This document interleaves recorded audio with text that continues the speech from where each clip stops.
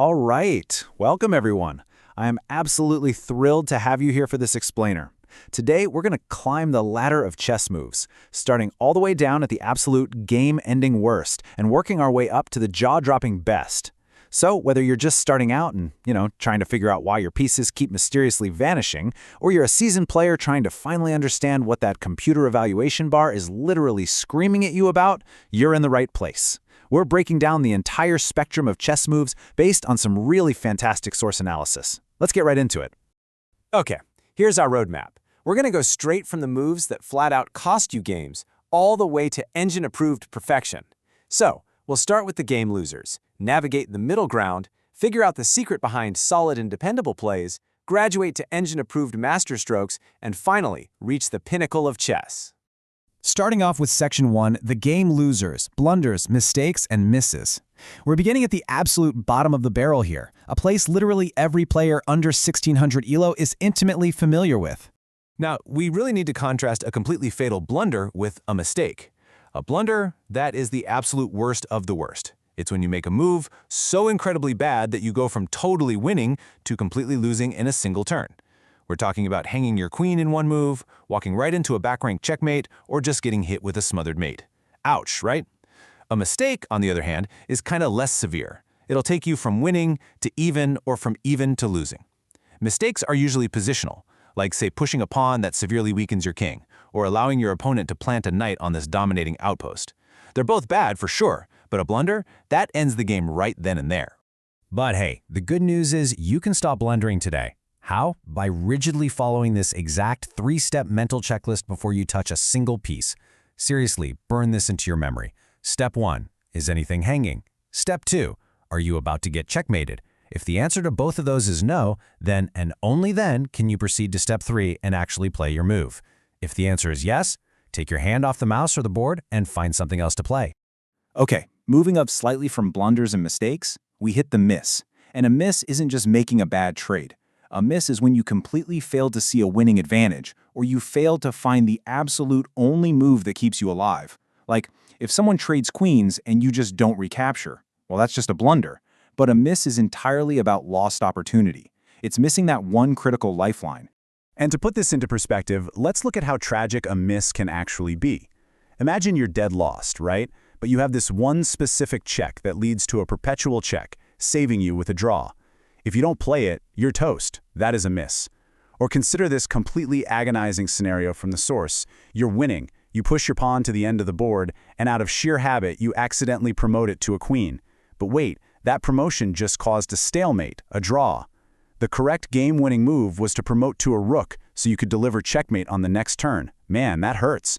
To stop doing this, you really have to grind puzzles to sharpen that tactical vision.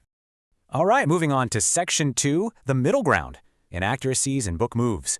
We're stepping out of the danger zone now and into the territory where your moves really dictate the flow of the computer's evaluation bar. Enter the inaccuracy. You can kind of think of an inaccuracy as the best of the worst moves.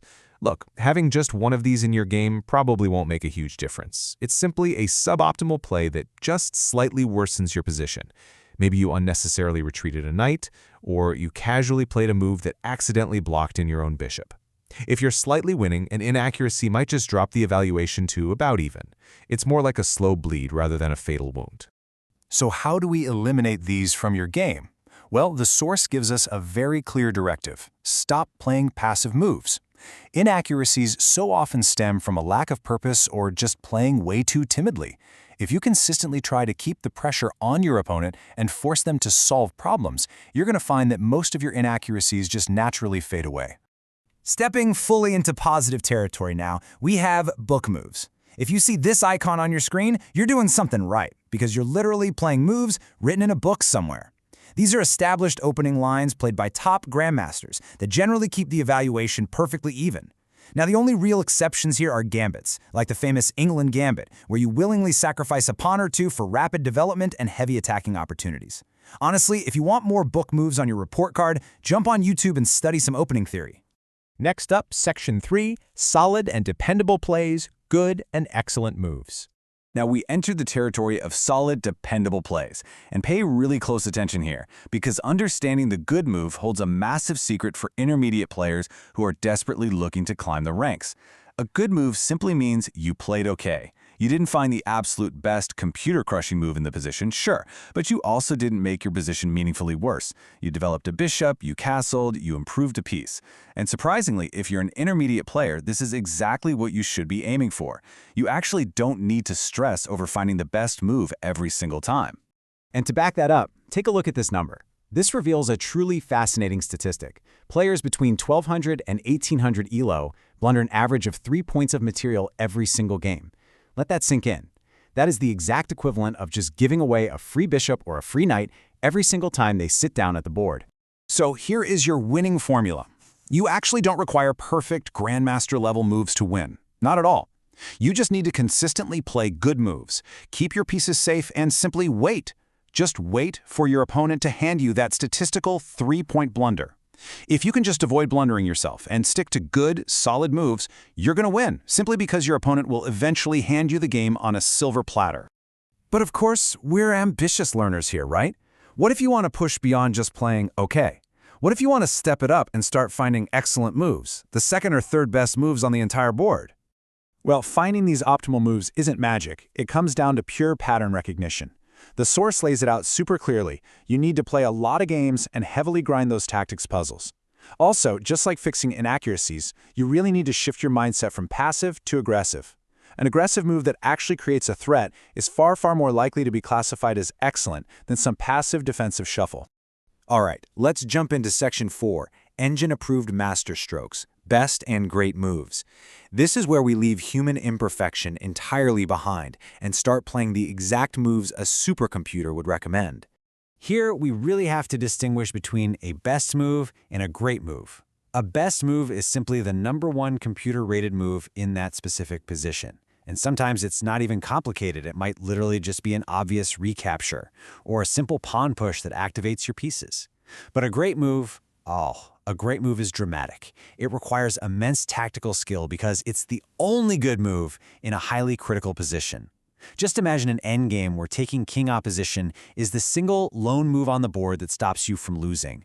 Finding that absolute needle in the haystack, that's a great move. And finally, we arrive at Section 5, the pinnacle of chess, brilliant moves. We've traversed the valleys of blunders to arrive at the absolute summit. The brilliant move. This is the holy grail of post-game analysis, folks. A brilliant move combines optimal, computer-level evaluation with mind-bending, deeply complicated human creativity. It almost always involves an extremely hard-to-spot, incredibly clean sacrifice to either win material or deliver a devastating checkmate. Honestly, when you play a brilliant move, it's like you're seeing the Matrix. So, what does that actually look like on the board?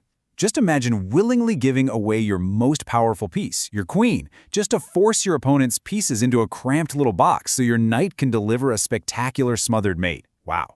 Or throwing your rook directly into the fire, sacrificing it completely solely to remove a single stubborn defender so your remaining pieces can swoop in for the fatal blow. It is high risk, high reward in total psychological domination. As we wrap up this explainer, you now have the complete map of every single chess move, from the heartbreaking game losers to the brilliant sacrifices. You know the 3-point blunder rule, and you have your anti-blunder checklist. So I'm going to leave you with this thought to ponder during your very next match. When the pressure is on, will you settle for just playing okay, or are you ready to look a little deeper and find that brilliant sacrifice that wins the game? Keep playing, keep analyzing, and I'll catch you in the next explainer.